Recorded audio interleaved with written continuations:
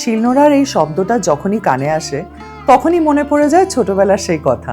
যখন বাড়িতে অল্প পরিমাণ চিংড়ি থাকতো, যেটা দিয়ে মালাইকারিও হবে না আবার কোনো তরকারিও হবে না, তখন মুশকিল আসান করতো আমার দিদা। জাস্ট রান্নাঘরে বসে যেত শিলনোড়া নিয়ে, অ্যান্ড বিলিভ মি, তখনই হতো আসল ম্যাজিক।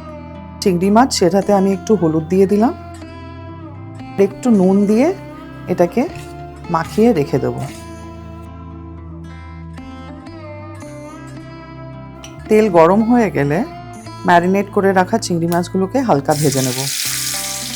এত সুন্দর গন্ধ বেরোচ্ছে আর স্বাদও এত ভালো হয়, তবে আমার এখন অ্যালার্জি, তাই আমি একদম চিংড়ি মাছ খেতে পারি না আর খুব মন খারাপ লাগে। তবে সবার জন্য রান্না তো করে দিতে পারি। এই একই কড়াইয়ে সেম তেলেই আমি রসুন দিয়ে দেবো আগে, ঝিরি ঝিরি করে কেটে রাখা পেঁয়াজ,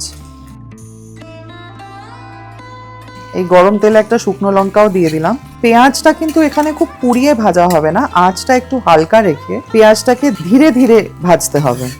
হয়ে গেছে, এবার এটাকে তুলে নেব।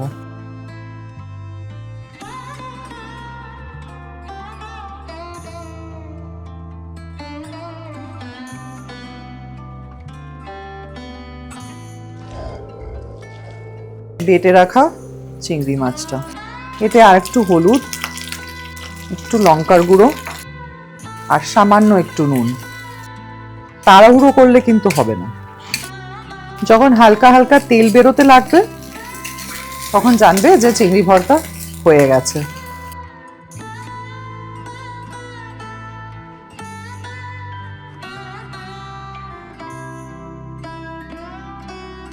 আমাদের বাড়িতে আমরা এটাকে চিংড়ি বাটা বলি, ভর্তা নয়। তবে নাম যাই হোক না কেন, শীতের দুপুরে গরম গরম ভাতের সাথে অপূর্ব লাগে।